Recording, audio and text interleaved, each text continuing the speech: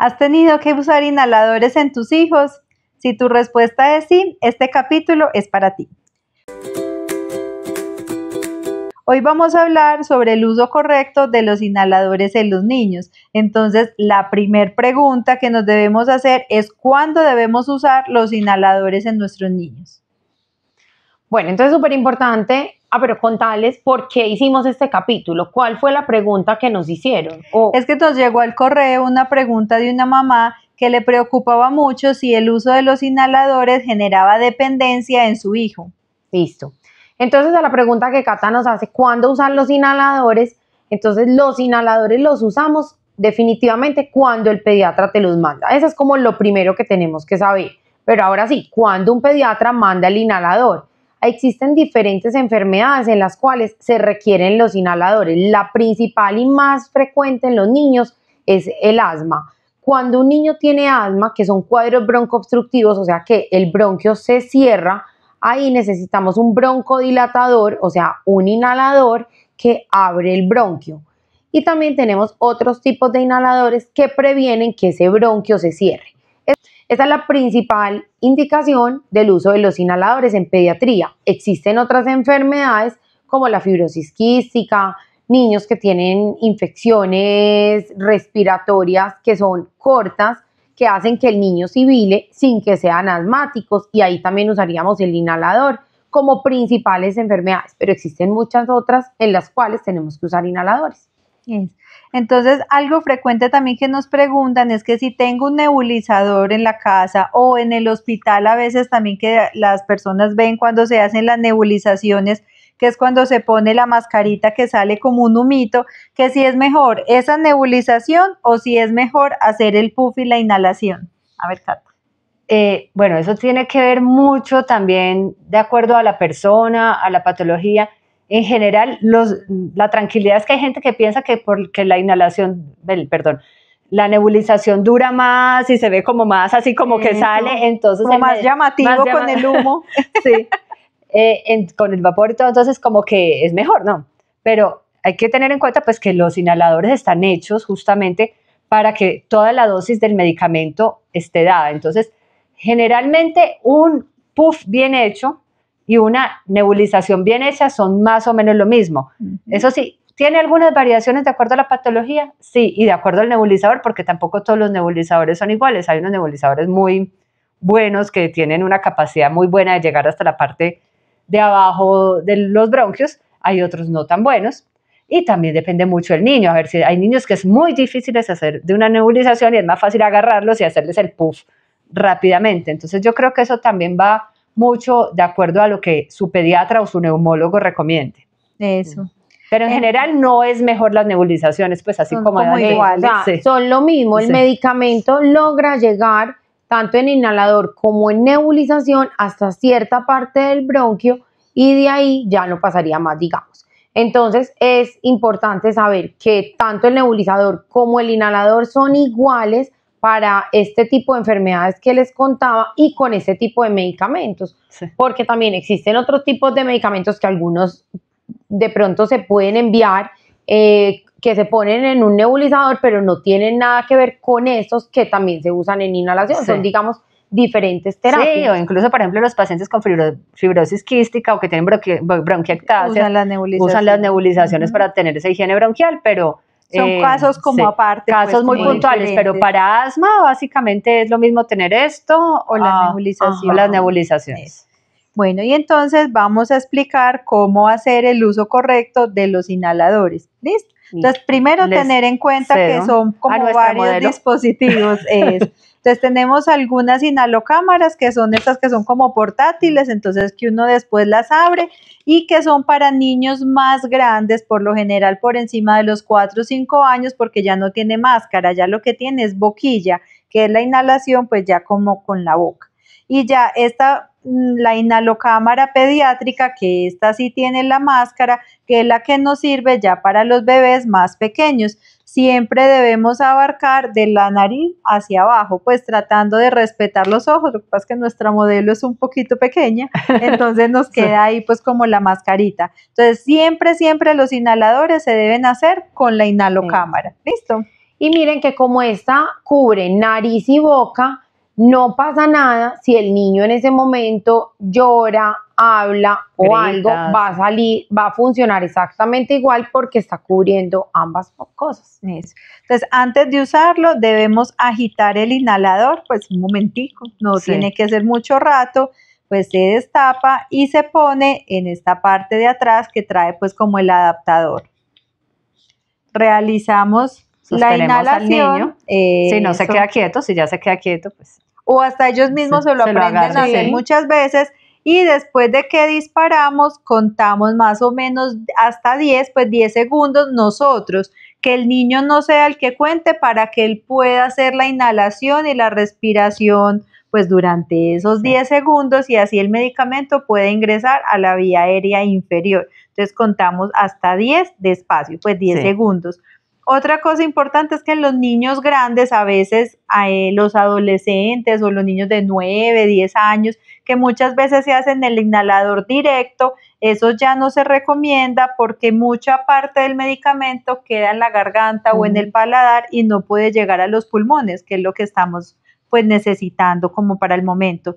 Ya después de que cuento hasta 10, porque casi siempre se hace pues más de un puff, entonces vuelvo y repito la operación, se vuelve a agitar y hago otra vez lo mismo hasta que le aplique la cantidad de puff que el pediatra te recomendó. Sí, es importante que si le mandan 4 no hagan 1, 2, 3, 4 de una vez porque no funciona. No funciona. A veces pues uno dice, listo, no lo agite cada vez porque si son 6 puffs es muy difícil, pero si toca por cada puff contar los 10 segundos y después hacer otra vez el puff y los 10 segundos. Eso sí no se puede reemplazar porque es para poder garantizar que el medicamento ingrese. Y ya entonces dependiendo si el niño ya está más grande, ya sería con boquilla, que adapto pues el inhalador al adaptador y ya hago el puff y el niño lo que va a hacer todo el tiempo es respirar por la boca desde la boquilla. Eso. También para los niños ya más grandes existen otros dispositivos, tiene que ser en los más grandes porque ya se necesita que haya una coordinación en la inspiración, que son los medicamentos que ya vienen con cápsulas. Entonces, este es uno de esos que yo le pongo aquí la capsulita, la rompo y ya el niño parecido con que es el de boquilla, lo que hace es una inhalación profunda para que el medicamento llegue a la vía aérea. Que se rompe, acá al lado tiene un botoncito, entonces pues uno lo hunde, se rompe esa capsulita que ya le introducimos en esta parte y ahí ya es cuando ya se puede usar. Se hace la inspiración. Sí, no hay que romperla antes, se rompe dentro del... Se rompe esa casa, el dispositivo trae, esto por dentro tiene unas agujitas, cuando uno lo presiona, ahí tiene unas agujitas para romper la cápsula. Eso. Hay otros pues que ya son con unos discos, de ese sí no tenemos pues como la muestra, pero funciona muy similar a estos que son de boquilla. Simplemente se pone el disco y el niño lo importante es que haga la inspiración profunda. Eso. Y ahí importante es contarles que anteriormente les decíamos retire el inhalador, póngalo en una coca con agua para medir qué tanto tiene de medicamento el inhalador. Y actualmente ya se recomienda es contar el número de dosis. O los que ya traen el contador de dosis. Se supone que cada medicamento debe traer acá la cantidad de dosis. Por ejemplo, este es un salbutamol y nos dice acá un inhalador por 200 dosis. Entonces, uno debe hacer la cuenta más o menos de cuántos puffs se está gastando cada día para así saber cuánto le va a hacer, pues cuánto tiempo le va a durar el inhalador. Porque si yo hago un disparo y sale ese humito, pues uno supone que ahí hay medicamento, pero pueden ser los excipientes del medicamento, del inhalador y no que haya medicamento como tal. Entonces es importante ir contando las dosis. Listo. Bueno, no sé, ¿teníamos alguna otra pregunta? Del lavado de estas cámaras, se deben lavar, normalmente uno lo hace con una coca con agua, le echa un poquito de detergente líquido de lavaplatos, lo lava y hace este movimiento como para lavarlo, no se estrega, no se hace con esponjilla ni con cepillos, nada. Después de que se le echa el jaboncito, se enjuaga con abundante agua y se pone a secar. al aire, sin restregar nuevamente, sin usar paños, esperar que se seque bien y ahí volverlo a utilizar.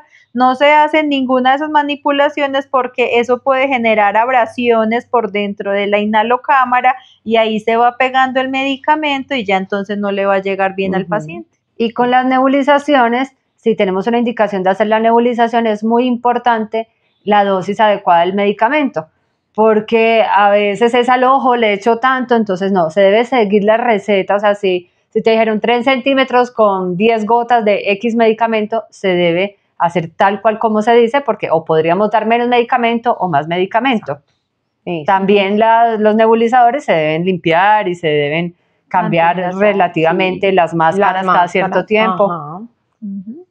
Y respecto a la pregunta que nos hicieron, si genera dependencia o no, la respuesta es un no rotundo, no genera dependencia, inclusive sus efectos son muy locales, tiene poca absorción sistémica, casi que todo el efecto del medicamento es a nivel bronquial, entonces es un medicamento realmente muy seguro.